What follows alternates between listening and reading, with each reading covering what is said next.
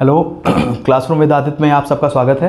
जैसा आपको आदित्य सर ने बताया था कि हम लोग पॉलिटी के सेक्शंस को शुरू करेंगे और इस क्लास को हम लोग नए सिरे से रिज्यूम करेंगे।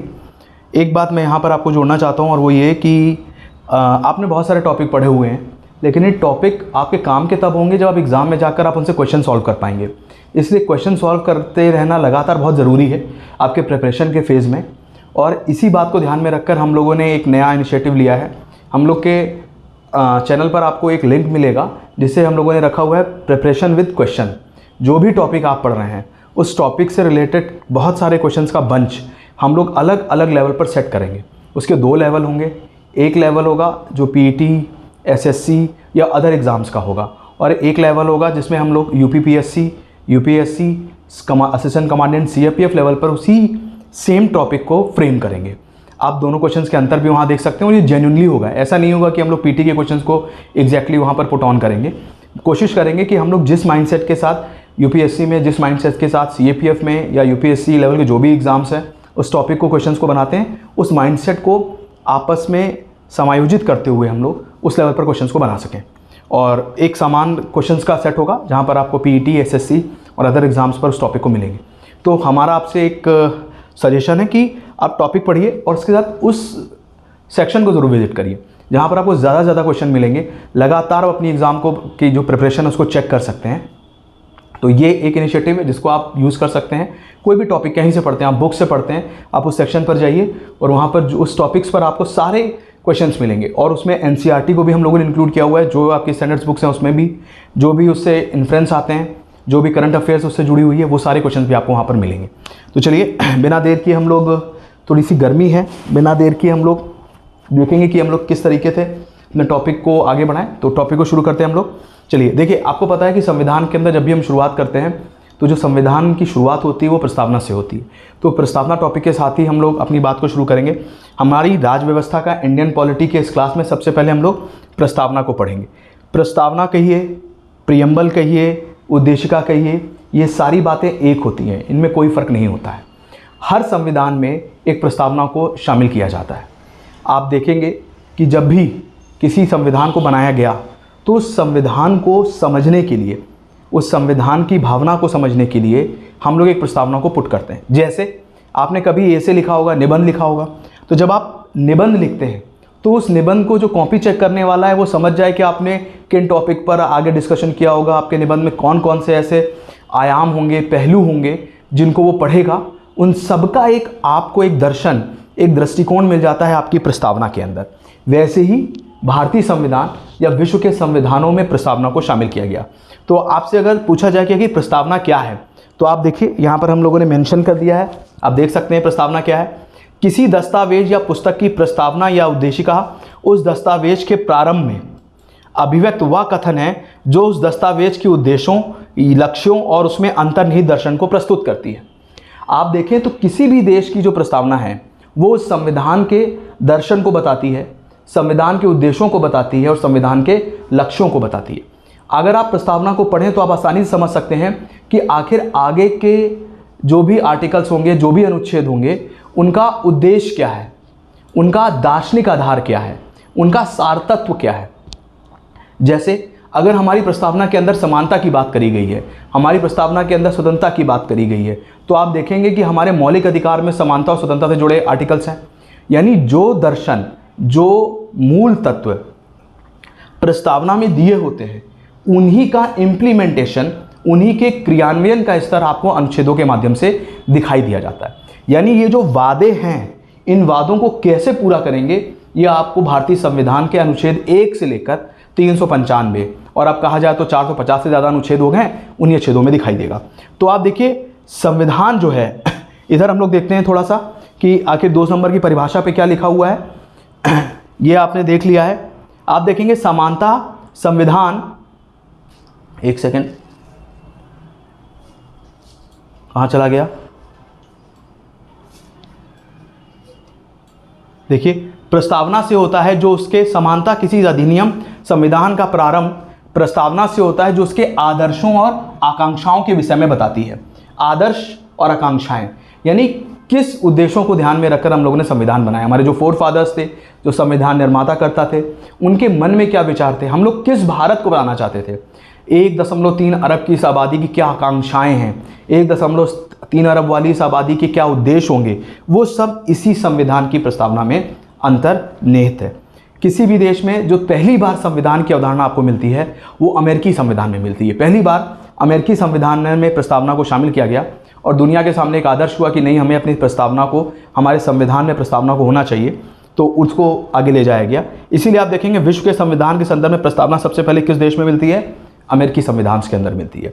भारत में अगर आप देखेंगे, देखिए आगे बढ़ते हैं हम लोग प्रस्तावना पे, नेक्स्ट लेवल पर आते हैं। ये सारी बातें, जैसे ये फैक्ट आपको एक याद रखना है कि संविधान के विषय में किसने कहा था कि यह संविधान, जो प्रस्तावना है वो संविधान का परिचय पत्र है। A.N. पालकीवाला ने इसे संविधान का परिचय पत्र कहा है। परिचय पत्र का मतलब होता है कि उसे देखते ही वो इंट्रोड्यूस कर लेते हैं। एक सेकंड, आप देखेंगे कि परिचय पत्र का मतलब होता है कि जब हम प्रस्तावना को देखते हैं तो हमें पता चल जाता है कि भारतीय संविधान किस तरीके का होगा। जब फ्रांस के राष्ट्रपति भारत में आए तो उनको जब अगले दिन भाषण देना था तो उनसे भी कहा गया कि अगर आप भारत की प्रस्तावना पढ़ लें तो आप भारतीय संविधान को समझ जाएंगे। एक छोटा सा परिचय पत्र है, ठीक है। तो ये लाइन आपको याद रखनी है कि किसने, A.N. पालकीवाला का ने प्रस्तावना को संविधान के परिचय पत्र के रूप में संदर्भित किया हुआ है। और हमारे जितने भी नीतियाँ बनेंगी, हमारे जो भी कार्यक्रम बनेंगे, उनका मुख्य उद्देश्य रहेगा कि प्रस्तावना में जो भी शब्द दिए हैं, आदर्श दिए हैं, उनको कैसे ना कैसे हम प्राप्त कर लें। चलिए आगे देते हैं। प्रस्तावना से जुड़े कुछ फैक्ट हैं यहाँ पर। जैसे आप जानते हैं, भारत की प्रस्तावना की बात करी जाए तो भारत की प्रस्तावना जो है, भारत किसी भी देश की प्रस्तावना के लिए जो अवधारणा है वो तो अमेरिका से ली गई है, मगर भारतीय प्रस्तावना की जो शब्दावली है, भारतीय प्रस्तावना के जो वाक्य है या भारतीय प्रस्तावना का जो प्रारूप है, अगर आप देखेंगे तो उसे माना जाता है कि ऑस्ट्रेलिया के संविधान से लिया गया है ना। इसके अलावा अगर हम लोग बात करेंगे कि थोड़ा ऊपर करते हैं इसको, नेक्स्ट पेज पर आते हैं। अगर हम बात करें कि हमारे भारतीय संविधान की प्रस्तावना की ऐतिहासिक पृष्ठभूमि क्या है, तो आपको याद रखना है कि संविधान पर इस बार के MPPCS में एक सवाल भी इससे जुड़ा बहुत अच्छा था कि जो भारतीय संविधान की प्रस्तावना है उसके लिए उद्देशिका प्रस्ताव किस बैठक में आया था। भारतीय संविधान की जो प्रस्तावना है वो एक तरीके से जवाहरलाल नेहरू के द्वारा 13 दिसंबर 1946 को संविधान सभा की 5वीं बैठक में, और पहले सेशन की 5वीं बैठक, देखिए 9 दिसंबर 1946 से हमारे यहाँ पर बैठक शुरू होती है संविधान सभा की पहली। एक सेकंड, देखिए गर्मी बहुत है, तो पहली बैठक 9 दिसंबर 1946 को शुरू होती है और 13 दिसंबर 1946 को जवाहरलाल नेहरू जो सबसे पहला प्रस्ताव पेश करते हैं वो उद्देशिका प्रस्ताव होता है, और उसी उद्देशिका प्रस्ताव को रिफ्लेक्ट करती है हमारी प्रस्तावना। तो आपको याद रखना है कि ऐतिहासिक रूप से भारतीय संविधान की प्रस्तावना पर किसका प्रभाव आपको दिखाई देता है, तो पंडित जवाहरलाल नेहरू द्वारा पेश की गई 13 दिसंबर 1946 को उद्देश्य प्रस्ताव को, जो जनवरी 1947 में एक्सेप्ट हो जाएगा। सारे फैक्ट आपको PDF के रूप में अलग से मिलेंगे, यहाँ पर लिखे हुए हैं। अब आप देखेंगे पंडित, यहाँ पर देखिए मेंशन है 22 जनवरी 1947 को इसे स्वीकार कर लिया गया। अब अगर हम लोग प्रस्तावना की भाषा को देखें, एक बार पूरी प्रस्तावना देख लें, क्योंकि प्रस्तावना को जब तक पूरा आप देखेंगे आप समझ नहीं सकते हैं। देखते हैं पूरी प्रस्तावना क्या है। ये देख लिया हम लोगों ने कि USA के अमेरिका के विचार से प्रेरित है। नीचे आते हैं, एक बार हम लोग पूरी प्रस्तावना को पढ़ेंगे, आप जानते हैं, ठीक है। अब देखिए एक बार पूरी प्रस्तावना को पढ़ लेना बहुत ज़रूरी है। आपसे पूछा जाएगा, इससे बहुत सवाल बनते हैं। पहला सवाल आपसे यही बनेगा, बताइए प्रस्तावना की शुरुआत किस शब्द से होती है, हम भारत के लोग। आपको याद रखना है प्रस्तावना की शुरुआत का पहला शब्द है हम भारत के लोग। अब आप देखिए भारत को आपसे पूछा जाए भारत शब्द का कितना बार प्रयोग किया गया, पेपर में पूछा गया है, बताइए प्रस्तावना में भारत शब्द कितनी बार प्रयोग है। यहाँ पर आपको एक बार यहाँ दिखाई दे रहा है और एक बार यहाँ पर दिखाई दे रहा है, 2 बार। अब अगर हम लोग देखें भारत को, और कौन सा शब्द सबसे पहले आता है, हम भारत के लोग भारत को संपूर्ण प्रभुत्व संपन्न, फिर समाजवादी, पंथ निरपेक्ष, लोकतंत्रात्मक गणराज्य बनाने के लिए तथा उसके समस्त नागरिकों को। अब नागरिकों के लिए क्या लक्ष्य रखे गए हैं, नागरिकों के लिए क्या उद्देश्य रखे गए हैं, सामाजिक, आर्थिक, राजनैतिक न्याय। यहां पर आपको अंडरलाइन करना है, पूछा गया है PCS के अंदर भारतीय संविधान में प्रस्तावना में कितने प्रकार के न्याय का उल्लेख है। 3 प्रकार के न्याय की बात करी गई है, सामाजिक न्याय, आर्थिक न्याय और राजनीतिक न्याय। सारे शब्दों को हम लोग आगे अपने वीडियो में अलग अलग करके देखेंगे, उनके अर्थ भी देखेंगे। अभी हम लोग एक सरसरी तौर पर देख रहे हैं कि अगर हम प्रस्तावना पढ़ते हैं तो कौन कौन से सवाल बन सकते हैं। चलिए ऊपर फिर देखिए, जहाँ न्याय की बात करी जाए तो न्याय के लेवल पर कितने न्याय की बात है? 3, सामाजिक, आर्थिक, राजनीतिक। आपसे पूछा स्वतंत्रता की कितनी बात करेगी? 5 तरीके की स्वतंत्रता की बात करी गई है, अगर आप ध्यान देंगे तो। विचार, अभिव्यक्ति, विश्वास, धर्म और उपासना की स्वतंत्रता। पूछा जाए भारतीय संविधान की प्रस्तावना में कितने तरीके की स्वतंत्रताओं की बात है, तो 5 तरीके की स्वतंत्रताओं की बात है। विचार, अभिव्यक्ति, विश्वास, धर्म और उपासना की स्वतंत्रता। नीचे आते हैं समता वर्ड। देखिए वर्ड यूज किया गया समता, ठीक है ना। समता कितने प्रकार की है? प्रतिष्ठा और अवसर की समता प्राप्त करने के लिए 2 तरीके की समता की बात है।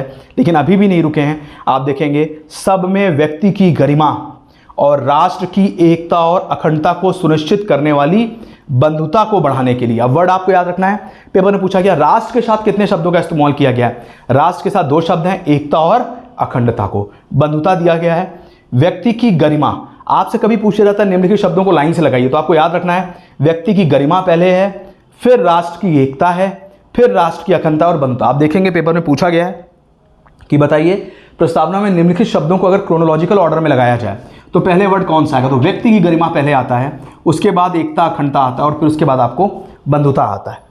फिर देखिए एक बहुत अच्छा सवाल इसमें बनता है जो अभी तक नहीं पूछा गया, आपको याद रखना है। ये हर कोई जानता है कि हम लोगों ने संविधान सभा ने इसे किस तारीख को अपनाया? 26 नवंबर 1949 को। 26 नवंबर को इसीलिए हम लोग संविधान दिवस के रूप में भी बनाते हैं। मगर यहाँ पर एक बात और रखिए, इसमें एक हिंदी तिथि का भी उल्लेख है। हिंदी तिथि कौन सी है? आप देखेंगे सप्तमी शुक्ल और संवत है 2006 विक्रमी। आपको याद रखना है कि हमारी प्रस्तावना में किस संवत का उल्लेख किया गया है, तो हमारी इस प्रस्तावना में विक्रमी संवत 2006 शुक्ल सप्तमी का प्रयोग किया गया है। और हम एतद द्वारा संविधान को 3 वर्ड हैं, अंगीकृत, अधिनियमित और आत्मार्पित करते हैं। आपको याद रखना है ये सारे शब्द जो हैं पेपर में पूछे जाते हैं कि बताइए कौन कौन से 3 शब्दों का प्रयोग किया गया, तो अंगीकृत, अनियमित और आत्मार्पित करते हैं। यहाँ तक आपको प्रस्तावना के विषय में एक पूरी की पूरी एक ग्लैंस मिलती है। आप देखते हैं कि आखिर प्रस्तावना किस तरीके से शब्दों में पिरोई गई है, किस वर्ड का कैसा क्रोनोलॉजिकल ऑर्डर है। अब यहाँ पर देखिए हम लोग एक सेकंड, ये हमने आप ऑलरेडी जानते हैं कि हमारी प्रस्तावना अमेरिका से प्रेरित है ना। ये आपको हमने शुरुआत में ही बता दिया। और भाषा कहाँ से ली गई है? ऑस्ट्रेलिया के प्रस्तावना से उद्धृत है। तो 2 फैक्ट आपको जो है वो यहाँ पर पहले भी मेंशन किया और आपको याद भी रखना है। इस पर सारी चीज़ें लिखी हैं, आप देख सकते हैं, ठीक है। ये बात भी हमने आपको बता दी थी कि जो भी हमारा अभी हम लोग देखेंगे जैसे स्वतंत्रता, समानता और बंधुत्व जो है वो फ्रांस से लिया गया है। आपको पता होगा जब 1789 में फ्रांस की क्रांति होती है और जब हम लोग विशेषाधिकार और विशेषाधिकारहीन 2 समाज, आप देखेंगे फ्रांस की क्रांति में 2 समाज हैं, एक वर्ग जिसके पास विशेषाधिकार है, एक वर्ग जिसके पास विशेषाधिकार नहीं है। और जब जुलाई 1789 में बस्तिल के किले को क्रांतिकारी जब जनता गिरा देती है और फ्रांस की क्रांति की शुरुआत होती है तो वहाँ का नारा बहुत फेमस था, स्लोगन था, हमें क्या चाहिए? हमें चाहिए स्वतंत्रता, समानता और बंधुत्व। तो जो ये वर्ड है ये फ्रांस की क्रांति से उद्धृत किया गया है। और ये फैक्ट भी अभी आपने देखा है कि संविधान सभा के पहले सत्र की 5वीं बैठक में, 5वीं बैठक MPPCS में भी सवाल पूछ लिया गया कि बताइए कौन सी बैठक थी, तो आपको पता है, मैंने आपको एक्सप्लेन कर दिया है पहले ही। 9 दिसंबर 1946 को पहली बैठक होती है, 9, 10, 11, 12 और 13 5वीं बैठक है। सेशन कौन सा था? पहला सेशन पहला है, सिटिंग 5वीं है, ठीक है। चलिए नीचे वाले फैक्ट पर आते हैं हम लोग। इसी तरह कोशिश है कि जो भी इंपॉर्टेंट फैक्ट है वो नहीं छूटे आपसे। आपको पता है कि संविधान, अगर आप हमारी प्रस्तावना पढ़ें तो 4 चीज़ें आसानी से हैं जो हमारी प्रस्तावना बताती है। पहला, अधिकार का स्रोत क्या है, अथॉरिटी किसके पास है। तो आप देखेंगे प्रस्तावना बताती है कि भारत के संविधान में जो अंतर्निहित अथॉरिटी है वो है हम भारत के लोग। शुरुआत होती है हम भारत के लोग, अंतिम शक्ति हम लोगों के पास ही है। शक्ति का स्रोत जनता है। इस संविधान को हम भारत के लोगों ने बनाया, किसी एक व्यक्ति ने नहीं बनाया हुआ है। जब हमारी जो भी संविधान सभा थी वो भारत का प्रतिनिधित्व कर रही थी। हालांकि ये एक आलोचना का विषय होता है, कई बार ये हम लोग मूल्यांकन में रखते हैं कि जो भी हमारी संविधान सभा थी वो प्रत्यक्ष निर्वाचित नहीं थी, लेकिन वो भारत का प्रतिनिधित्व कर रहे हैं। और इसका जो स्रोत है, इसकी जो शक्ति है वो किसके पास आती है? हम भारत के लोगों के पास आती है। संविधान ताकत हम लोगों से लेता है, अंतिम शक्ति हम लोगों के पास है, प्रभुता जनता के पास है।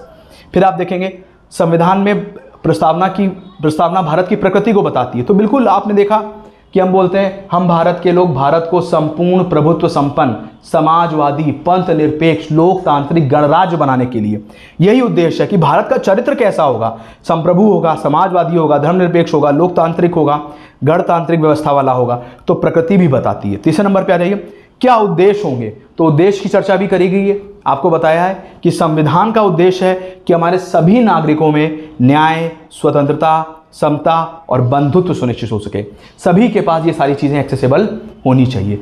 फिर हमारी प्रस्तावना संविधान के स्वीकृत होने की तिथि भी बताती है, और इसके लिए आपको पता है 3 शब्द हैं, अंगीकृत, अधिनियमित और आत्मसमर्पित, जो 26 नवंबर 1949 को स्वीकृत किया गया था।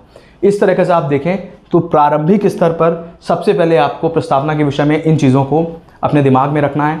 प्रस्तावना क्या होती है, इसके उद्देश्य क्या होते हैं, प्रस्तावना में किन शब्दों का प्रयोग किया गया है, उनका क्रोनोलॉजिकल ऑर्डर क्या है। आज हम लोग यहीं तक रखेंगे। इसके नेक्स्ट वाले वीडियो में इससे जो भी जुड़े सवाल हैं, ये सवाल भी आपको मिल जाएंगे हमारे सेक्शन में बहुत जल्दी, जितना आज आपने पढ़ा है। और इसके बाद हम लोग जो भी प्रस्तावना के अंदर शब्द दिए हैं, इन सारे शब्दों पर चर्चा करेंगे। क्योंकि आप देख रहे हैं आज थोड़ी लाइट की समस्या है, ऐसे में गर्मी ज़्यादा हो रही है, तो दिक्कत हो रही है थोड़ी वीडियो बनाने में।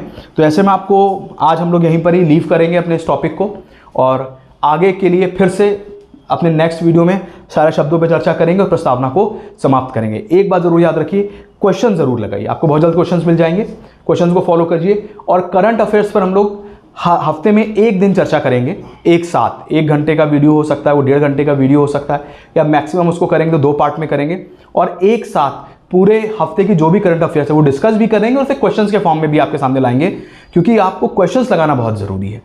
तो इस पर ध्यान दीजिएगा। चलिए आगे फिर मुलाकात।